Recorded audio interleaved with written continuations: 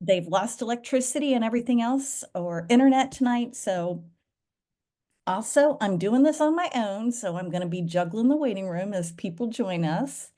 But thank you. Tonight, we're going to talk about Magic School AI. And I think you are going to be super excited to hear some of the capabilities that are available even in the free version of this tool. I will send a follow-up email to everyone tomorrow that has the link to this slide deck. You're welcome to write it down or get it now if you want. I try to ensure that everything has easy to follow instructions and graphics so that you're able to just take this and run on your own. So today we're going to learn a little bit about Magic School AI.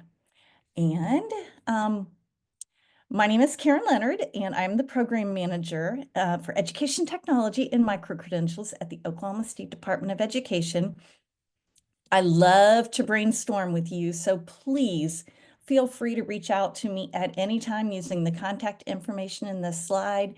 And once again, you will have that contact information when I email each of you tomorrow.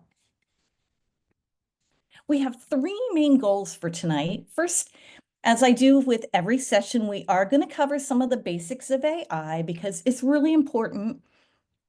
You, by attending this session or any of the others, will know a little bit more about AI, and you're probably going to be the expert at your school until more people discover what wonderful capabilities AI provides for us. Then we're going to talk about how Magic School AI can support teachers, and we're going to learn how to use Magic School AI. Now, before we begin, I have a line running through my image right there, and I'm going to apologize for that. I do want you to be aware of the fact that we were the 11th state in the country to publish guidance and consideration for using AI in K-12 classrooms. It's in the process of being revised right now because we know that from April 2024 to April 2025, a lot of things can happen. We're all becoming more versed in the use of AI, and we just need to update it. So you can access the current guide either using the QR code or the bit.ly, and I just knew that was going to happen. I'm sorry. And hopefully this is an easy to use, just take it and implement some of these ideas, making it easy for you. We're going to talk more about some of this guidance and use in just a minute. So what is AI? And I'm so sorry, I cannot get rid of that line right there. And I'm just not going to, let's see if I can do that real quick. Annotate, and we want to remove. There we go. Okay, you learn all these wonderful things just doing this. Okay, so I am going to provide you a little bit of background so that you can think about what AI is. And let's see, there we go. And okay. AI, I consider AI stands for artificial intelligence, and it can be defined as a computer or machine doing things that would typically require human intelligence. It's based upon a data set. It only knows what we tell it to know, and it trains itself on that data set. The more it knows, the more information it can provide to us. It can also create things for us. We're going to be specifically talking about generative AI, and it's really unbelievable how much it can do to support you, specifically as an educator. It's amazing because AI learns and improves with practice, and the AI we have today is some of the least intelligent AI we will ever have. Well, it is the least intelligent AI we will ever have because every day it just continues to learn and produce more knowledge and output capabilities. AI studies human language and it knows how to interact with us, which is really interesting. If you've attended any of my other sessions, you've probably met Sophie. Um, and we really need to ensure that we're doing our part to help students learn AI literacy so that they're able to discern what is true and real and what is AI. And it's been around for a long time. Even way back in the 1950s, our government was using it.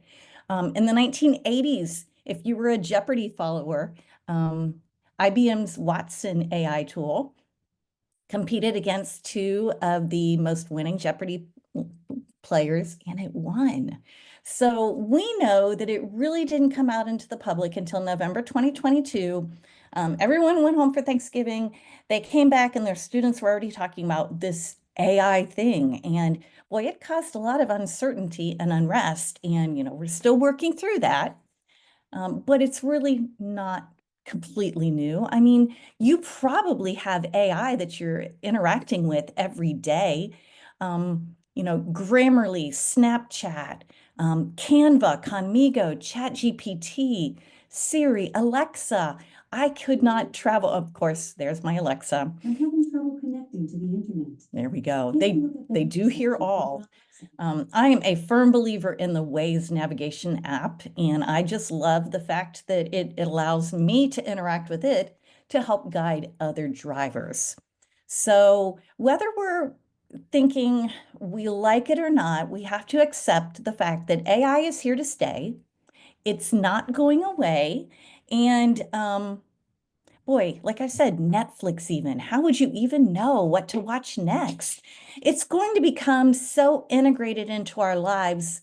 I think that we do need to ensure that we always keep things human because the world needs humans.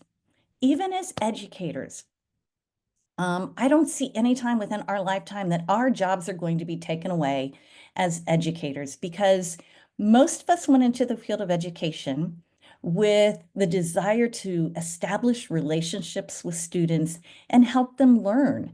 We like that. And I think that's probably the most important aspect of learning is making those connections with students and helping them learn. AI can provide them maybe some personalized tutoring or personalized learning, which we're always looking for, but we still have to have that human aspect. Okay, MagicSchool AI. This brings us to the tool that we're going to talk about. MagicSchool AI is a platform that provides a suite of AI tools that support teacher instruction. There are two different versions of MagicSchool AI. They're kind of like all integrated. You can have MagicSchool AI that's free, which is everything I'm showing you tonight is part of that free tool. And then there is, I believe it's an enterprise tool that you can pay for. At this point in time, I just think that all of these AI tools are rapidly developing, and I would really hate to invest money in a tool and be all in and then find out that there's another tool next week or next month that's better. If you've heard me talk at all before, I always say that I never just use one AI tool. I'm using two or three at a time. It sounds like it could be labor intensive, but it just gives me lots of ideas that I can pull together and refine and make my own. So, MagicSchool AI. Some of the biggest benefits, like I said, is that MagicSchool AI has a free version and it's relatively safe for both students and teachers to use. If you have ever used Common Sense Media for any of their digital citizenship lessons, they also do a great job of reviewing different tools. And they have gone through, and they are actually educators. And you're actually able to link to their rating right there. They said that this is a 4 out of 5 star tool and has a 93% positive rating. So it's also very easy to navigate and it's super amazing. Okay, so what I like about MagicSchool AI is it has over 50 AI powered tools that can help you create content in a variety of categories, from planning to questions about student support and communication. These are just a collection of pre-made prompts that allow you to quickly generate content and create engaging lessons with ease. Now, if you are someone who's comfortable writing your own prompts, you could do any and all of this with any of the normal day-to-day AI tools, ChatGPT, Google Gemini, Microsoft Copilot. What I like about this tool is, like I said, it already has pre-made prompts. You still need to provide it some information, but the heavy lift has been taken off of that for you. This tool takes less time to get started, and it's also specifically designed for education. Many people find AI tools kind of intimidating. You just have that blank input box, and you're not always sure where to start. But MagicSchool AI, like I said, has already done a large part of that prompt creation for you. And that just leaves you with the opportunity to customize and personalize the prompts to meet your needs. So when you go, I'm going to actually show you firsthand, and then we can go back and see more of this information. I'm going to pull this up. I have already logged into MagicSchool AI, and oops, like I said, pretty easy to navigate. This is the home page or the home screen, and some of the things you'll notice are the navigation tools. There's a search bar up here. You wanted to create a template, or you wanted to create a rubric, or book report ideas, or anything. You type it in there and it will probably pull something out for you. It also has a wide range of tools. Look at all of these. And they keep adding more and more tools. So you can see that many different tools under all. Maybe you just want to focus on some of the new ones. I love anything like a lesson hook, because you always want to find that way to engage your learners and get them excited about learning. Maybe classroom management is something you need to work on, and there are some ideas there for that. There are custom tools where you are able to create your own. I haven't had a chance to do this yet, but maybe if any of you have, maybe you could share something that you've created on your own. Tools for planning. A presentation generator, project-based learning. So we're going to talk about the fact that many teachers have issues with AI because they feel that their students will never share their own original thoughts anymore. It's just going to be cheating by using AI. Well, that kind of goes back to the fact that we may have to change our instructional methods some. I think we're long gone from the period of time where just delivering information, kind of like I'm doing tonight, that doesn't make you an active learner. If we're giving students multiple choice questions or matching or something, that's not really showing their learning. You know, with a multiple choice, and maybe they've got 25% chance of getting it right, like that. So we may have to search more in project-based learning, where students are able to take what they know and maybe solve a problem.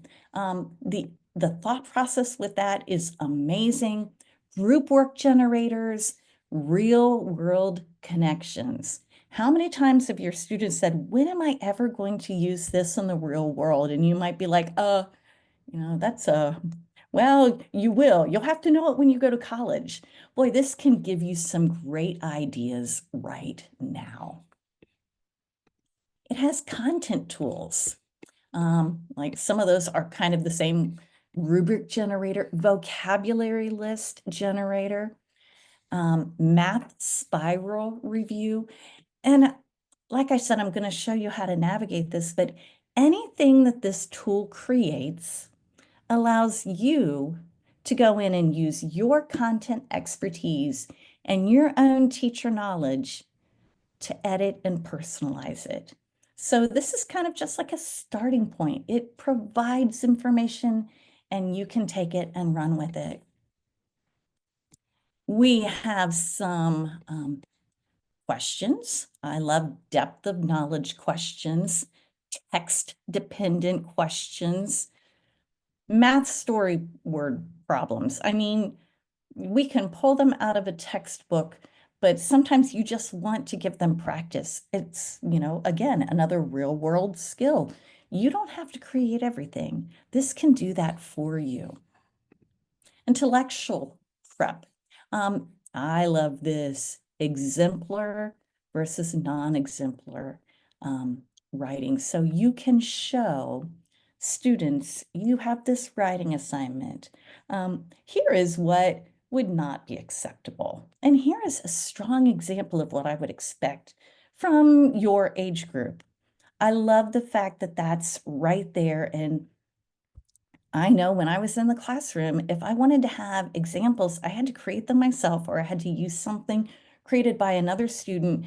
And, somebody could say, oh, that was my brother's, or, it's not a good idea to use individual student work, especially when we're talking non-exemplar. Another tool I found in here that I love is common misconceptions.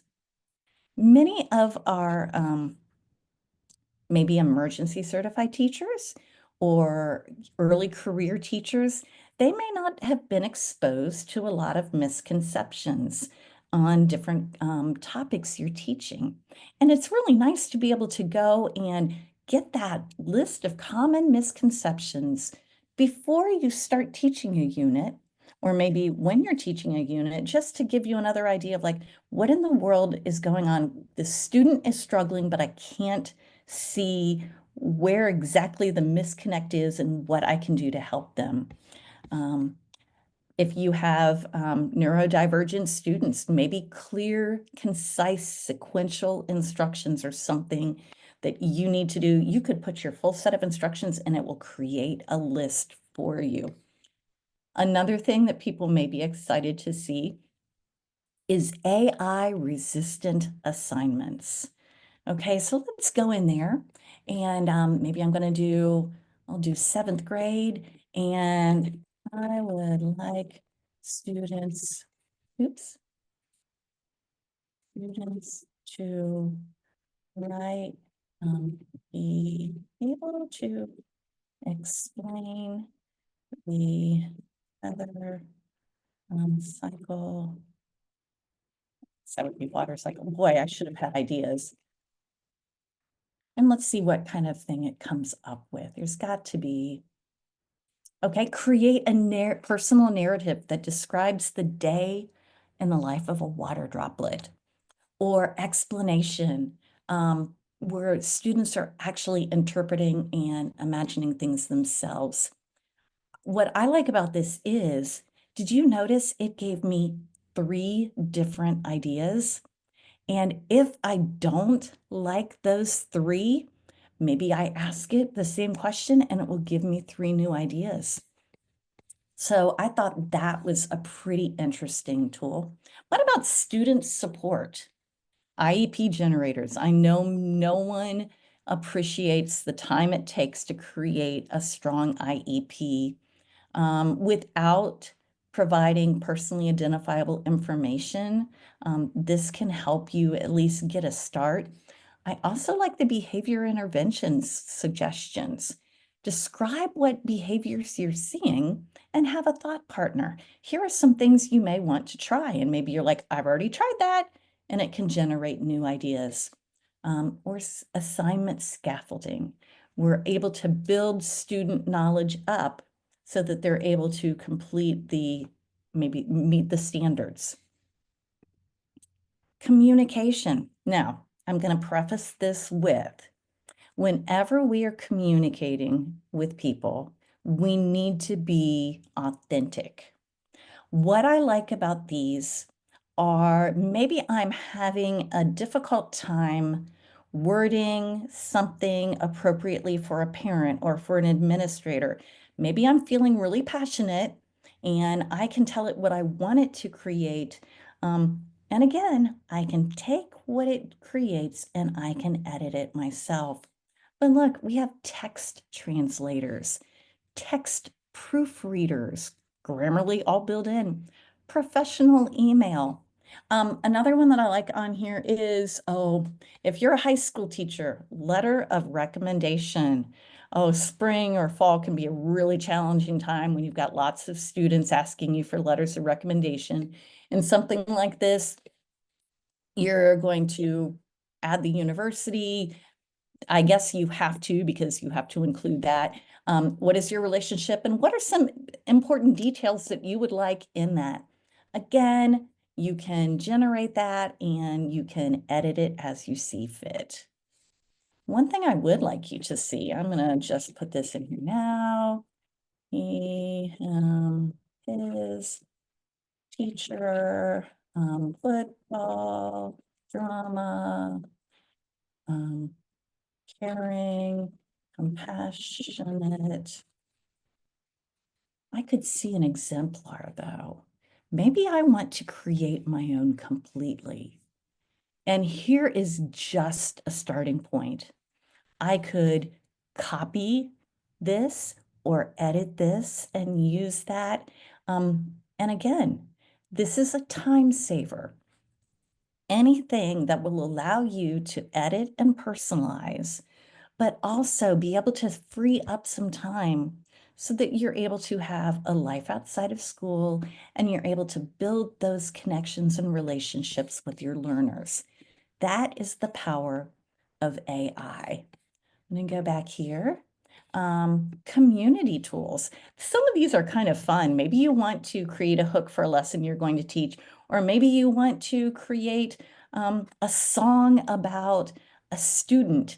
You can have song generators in there. Again, maybe you're going to sing to them. It could be fun. Tongue twisters. Coaches sporting practice. I used to be a high school cross country coach. I ran myself, but I didn't have any of the sports pedagogy in mind. So this could definitely have helped me. A quote of the day, teacher jokes, um, tool recommendations. There are just a lot of things built in this, and I still have one category I haven't gone to. You're going to notice some of these carry over into multiple categories, but I like that because maybe I'm thinking one category, but I find something that I like someplace else. Icebreaker for those back to school sessions, or maybe when your students come back and they're trying to build up relationships. Lots of great things here. End of the year survey creator. Another thing that I like is you're going to notice it up here. I have some tools that maybe are favorites of mine. I don't have to dig through to find all of those. I'm able to go through and star them, and they will always stay up there. So it's not like I'm digging each time. I also like the fact that based upon your role and your profile preferences, they're going to give some that they think might be useful to you. And then they can go through, and if you provide even more information, it can generate ideas for you based upon that. Some other things. Another one of my favorite tools I'm just going to type in standards. I know. I know it's in here. Let's see if I could find it. That would be content. Let's delete that. I know that one of the items in here, and of course I had just unclicked it, is a standards unpacking tool. Think about this. I'm going to go back to my slide deck because I know I actually have this information in there. We've already talked about how to navigate, recommended for you, favorites, and setting up your profile. I've talked a little bit about exemplar prompts, and I really like that. Notice it does not only take input from me. I could generate exportable slides, maybe based upon a YouTube video, maybe based upon a process in science. Maybe I copy and paste our Oklahoma academic standards and ask it to create a presentation based upon that specific standard. The one that I'm thinking comes easily to mind for me on this is our computer science standards, because, you know, this school year was the school year that every student should be receiving instruction in computer science standards. Coming from someone who used to be the program manager for computer science, I did not have a computer science background. And I'll tell you, some of the vocabulary in there, if you're not in a computer science mindset, could be kind of misleading, or you're like, I don't even know where to begin. Copy and paste that in here, and it can tell you some ideas and give you suggestions. Like I said, I loved the fact, look, this was a presentation generator. It's telling me slide 4, slide 5, slide 6. I can export my slides, edit, copy. I can have it read aloud. There are a couple questions down here, and unfortunately, those questions are only accessible to those who have the paid version. But I think that you could probably kind of guess and generate that if I'm going to have some common misconceptions about mitosis, I could jump out of this presentation and I could ask it for common misconceptions of mitosis within that. So these questions are just kind of compiling everything into one easy to access spot for those that are willing to pay the price or the cost. But it's great. And I want you to see again, you can just copy and paste this information into a Google Doc or a Word doc. Again, here I use the lesson plan generator, and I was able to design a lesson that modeled fractions using a specific Oklahoma academic standard. Of course, it pulled the OAS part out of that. You can see that this lesson plan, it's got key points, assessment. It's going to start with opening. It's rather detailed and thorough, and it includes all different types of modeling using length, area, set for halves, thirds, fourths, sixths, and eighth. I really thought that was awesome. Rubrics are probably my least favorite thing to create, because we all know that when you're using rubrics, we're grading on a scale, and we have to actually input those different items into each box or facet of our rubric. I love the fact that this tool offers a rubric generator. And I'm going to show you a rubric that I created. This was a rubric for modeling fractions. And I was able to set the point value for each one. It gave me a scoring guide down here. And like I said, if I wanted to be more lenient, maybe I want 12 to 15 points to be exceeding standards, I'm able to go in and edit that. I'm able to change any of the wording, because obviously if I'm using a rubric, I would probably give a copy of that rubric to my students before they begin the project so they know exactly what I'm looking for. And we have to ensure that they're able to understand the information in the rubric. And, you know, maybe I can pull that out and I can customize it myself so it's even more visually appealing. Like I mentioned earlier, you can unpack standards, and this is an example of a standard that was unpacked. And look, it gives us assessment ideas. It summarized that standard for me, and it will go ahead and give you teaching methods and ideas. So again, all I did was I put my grade level and I copied and pasted the academic standard, and bam, it was able to provide me guidance. Again, these are great support tools, not only for our veteran teachers, but for some of those, you know, early career teachers or emergency certified teachers.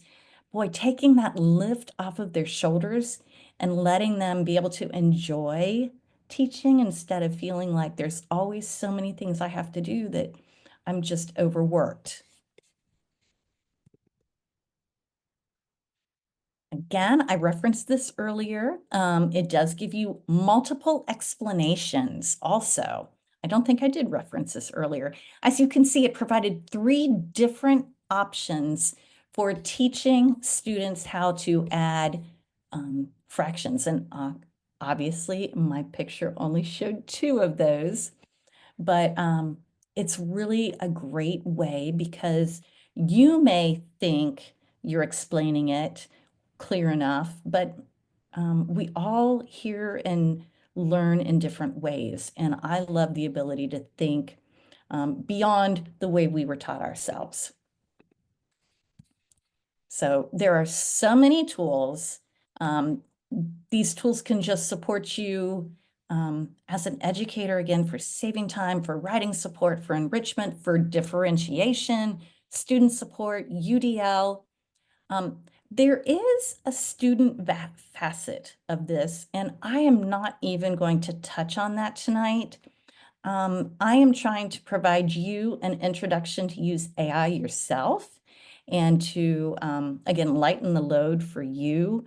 If your school has gone through the evaluation process and they feel that this is something they would like students to have access to, the student version of Magic School does have an associated cost with it. So again, some of my favorite tools were right there.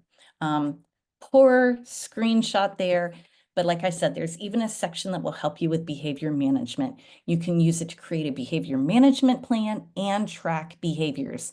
And it will also help you analyze trends in that data. One thing I didn't talk about is if you notice over here on the left-hand side, first of all, we had the magic tools. That's what we were looking at.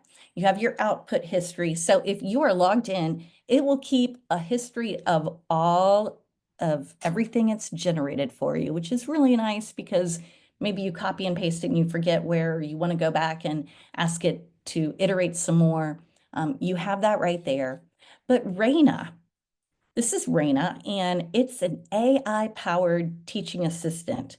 And I love it because it is available 24 hours a day, 7 days a week. You're sitting at home at night and you're trying to think of how to overcome something, or you've got this idea. Raina is there to support you. So she already has some of these pre-created questions. What are the best educational apps for teaching history? Maybe I want to create a collaborative mural project. How should I address concerns from a student's parent? I just put my ideas in there and Raina and I can chat back and forth. Again, no personally identifiable information, but there's just a lot there that maybe you're used to brainstorming with a partner, a neighbor, and maybe they're busy, and it's just nice to have another alternative. So, like I mentioned, with any AI tool, the only way we get it to work is we have to tell it what we want it to do. And that set of instructions is a prompt. And so when you're using MagicSchool AI, you still do need to add parts of the prompt. The example you can see right in here is from the perspective of a second grade teacher. And the prompt tells the AI tool what to do to let the students write a story about their family. The more specific you are with your prompt, the better the outcome. So you might start off using something like MagicSchool and being very simplistic with your prompts and what you're sharing. And you will probably find out that the more you use it, the more specific you'll get. And then you're able to make that jump to maybe Google Gemini or one of the other tools that do not just solely focus on education.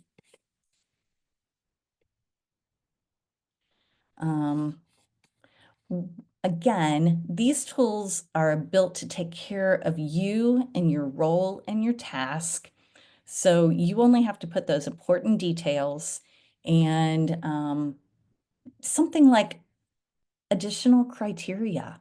Maybe this is going to be the first lesson in a series of lessons. You can build your own unit plan chunk by chunk by chunk. And maybe that's something you've already had a unit plan and you're like, this lesson, this one specific lesson hasn't worked. What can I do for that one lesson? And I love that. Okay, so anytime we're using any tool, I always want to address safety and privacy. And like I said, I am not evaluating this tool for you. You as a user are the person that has to do your own evaluation. I am only providing you with access to places that people may have already provided some of that evaluation feedback, so you can make your own decision. It is, according to their standards, compliant with COPA and FERPA and many of the state privacy laws. If you are considering using this with your students, you do need to talk with your IT director, your IT team, and ensure that they're able to vet this tool as well.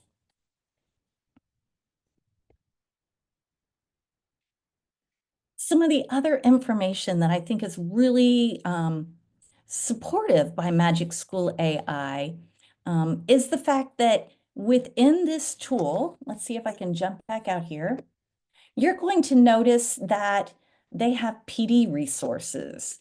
And I can go in and they have a group of pioneers, community resources. I can see about, I can go in and I was able to find out links directly to their terms of service, their privacy policy, their student data policy. I also love the fact that I could see what other states around our country are doing with this and how this tool aligns with their privacy settings. The more information I have, especially when using a tool with students, the safer it is.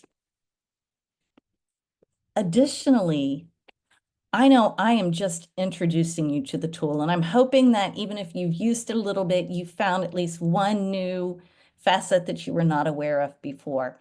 But like I said, when I go up and I click on the resources tab, they have free Magic School AI certification courses. I think I'm level 2 or level 3 certified. Quick, easy. I love it because they just show you how to navigate the platform and maybe teach you some tips and tricks you weren't aware of. They also have a professional development resource library.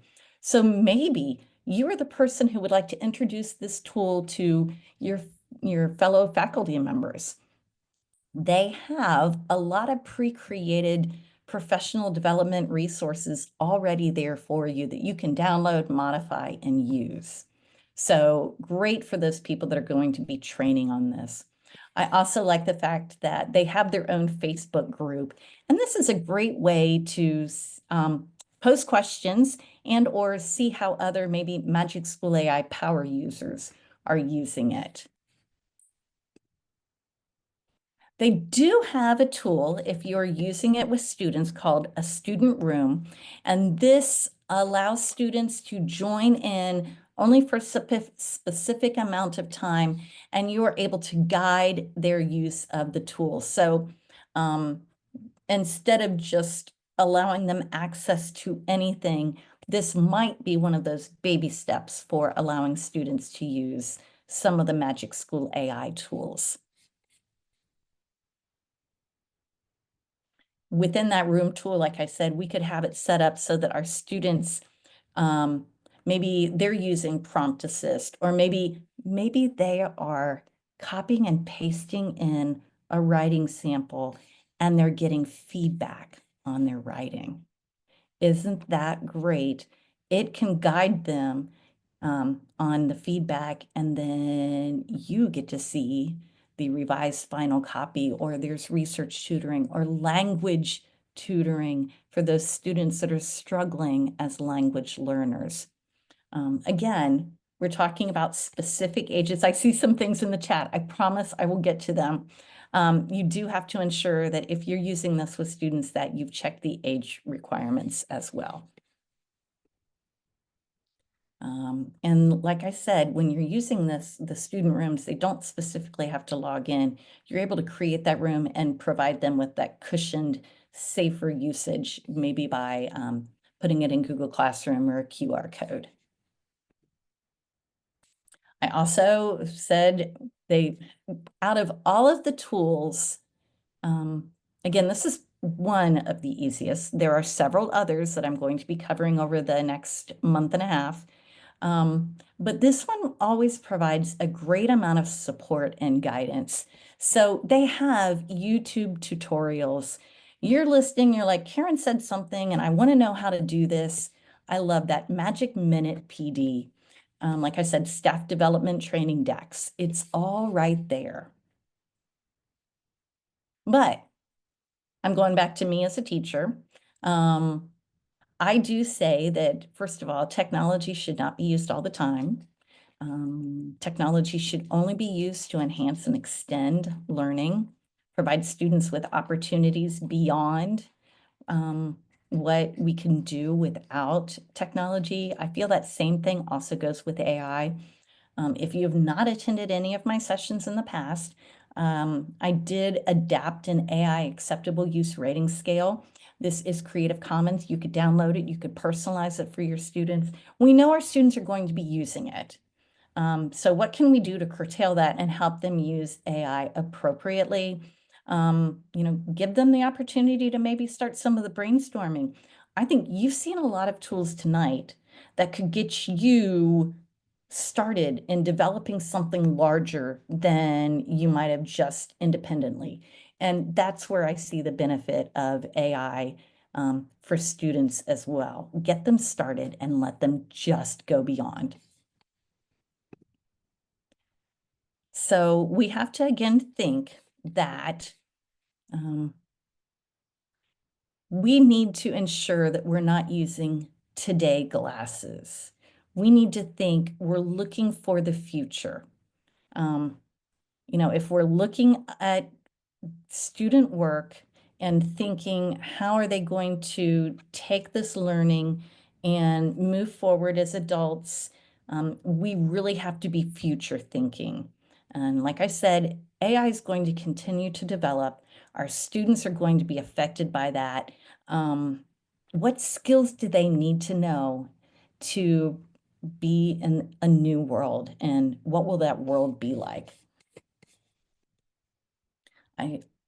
We've kind of talked about that. I also want you to know that I share this every single time. AI is a tool, okay? It only does what we tell it to do. And we have to keep a human in the loop. We tell that tool what to do. It generates something. And if we are taking what it's generating and just using it, then that's not appropriate use of AI. I mean, for us as educators and for our students, it's generating something, but you always have to personalize it because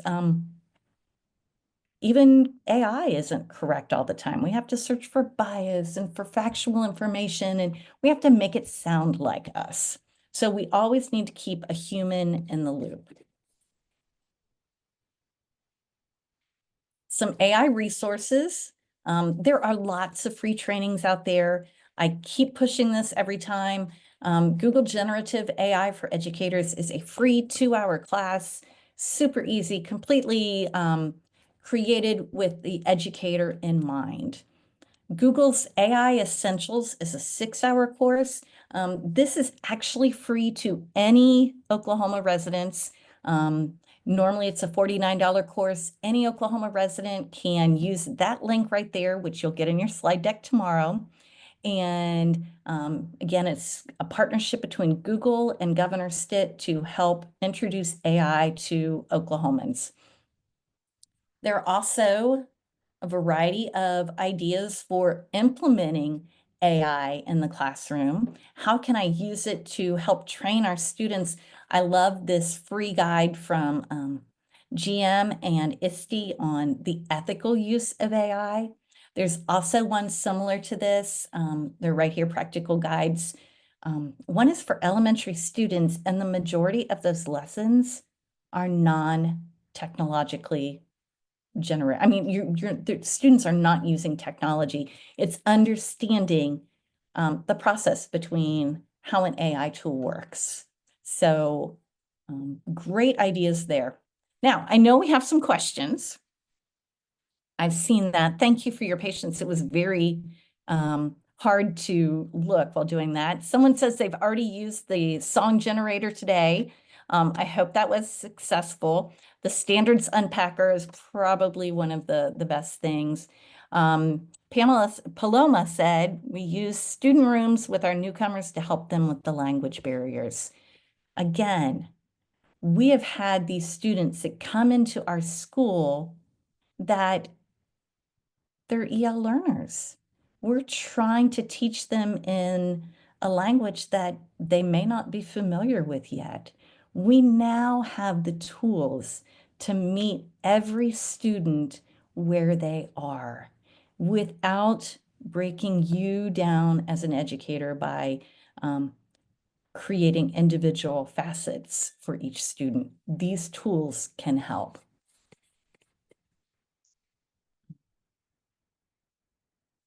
I also want to say that I have three other, boy, it was hard to pick these. I have another one that I'd really like to get to too, and I'll probably have to do that this summer.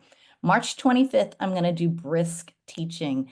This is very easy to use, and it's got some unique capabilities too. Conmigo is a free educator-focused tool. Again, it's kind of like MagicSchool AI, but a little different. And then School AI sounds almost the same, but there are some different capabilities. Again, you're able to build student rooms that just can transform some of the student learning. And I love that. So I have talked and talked and talked.